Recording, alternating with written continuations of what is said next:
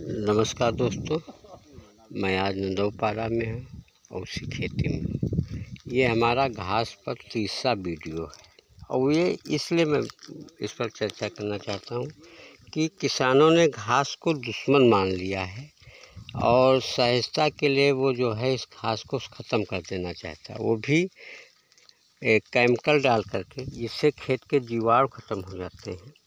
और ये जो मेरा खेत है, इसमें हमने पिछले 5-6 सालों से कोई भी केमिकल की चीज़ नहीं डाली है। और ये धान है, धान की जो घास होती है उसका निराई कर देते हैं। देखिए, जैसा कि हमारे साथी लोग लगे हुए हैं। और फिर इस धान की जो घास निकलती है, इसके 2 उपयोग हैं।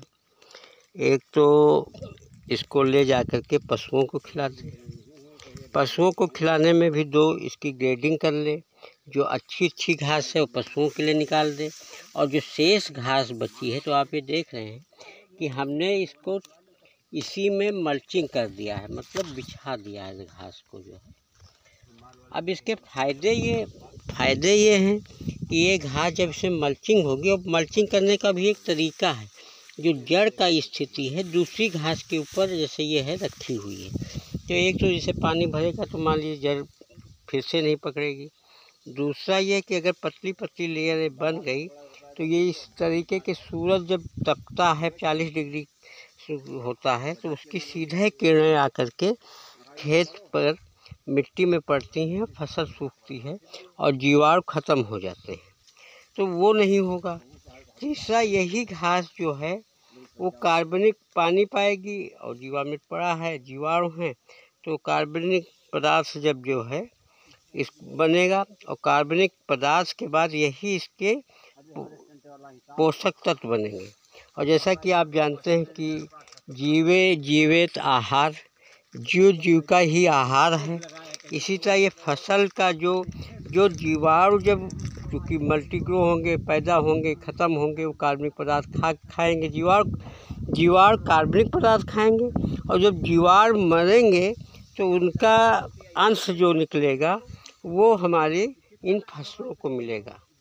ये कितना सा साइंस है, और किसान बाजारीकरण के कारण इस साइंस को नहीं समझता है, और उसी कारण इस घास जो है उसकी दुश्मन बनी हुई है, और उसको जो है निराई कराने में दिक्कत आती है, उसको खर्च मानता है।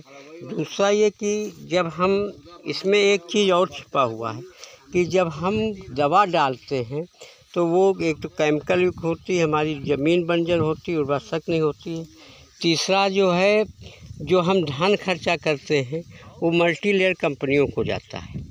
और इसमें जब हम आप किसी को काम देते हैं तो जो इसका अंश है उनको मिलता है, तो वो अपने परिवार में खर्च करता है, तो एक सदुपयोग भी होता है।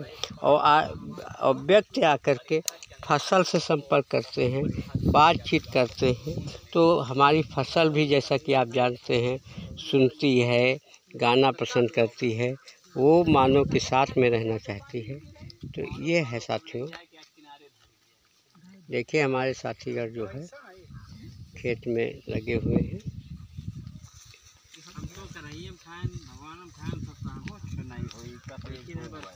बैठ जाओ जरा, पे वीडियो भी बन रही तो उसमें हो जाए। तो ये हमारे साथीगण हैं जो जैसा कि हमने बताया कि इस घास लगी हुई है, इस घास को निकाल करके इसमें मल्चिंग कर दे रहे हैं। और वो तो मेरा कहने का तात्पर्य यह है कि किसान जागें और किसान अपनी प्राकृतिक खेती की ओर आवें। जो भी उत्पादन करें उसको खाने योग्य बनाएं, क्योंकि किसान को अन्नदाता कहा गया है, और वो काम क्या करता है, जहरदाता के रूप में मृतदाता बन जा रहा है। तमाम लोग खा करके उसके अनाज को बीमार हो रहे हैं, और बीमार होकर अस्पताल में जाते हैं। तमाम पैसा जितना कमाता है धन, वो सब अस्पताल में लगता है। तो इस बारे में किसानों को सोचना चाहिए। दूसरी चीज़, हमको श्रम से नहीं भागना चाहिए। इधर देखा गया कि किसान जो खेती करता तो एक तो लालच में, दूसरा जो है वो लालच करता है, और अपने से ज़्यादा उगाता है, धन संग्रह की भावना रहती है और जहर के रूप में जो है अनाज को देता है। इससे मेरा साथियों से निवेदन है कि इस पर ज़रूर विचार करें कि आपका जो भोजन उपजा रहे हैं वो मानव शरीर के खाने लायक है या नहीं है। धन्यवाद साथियों।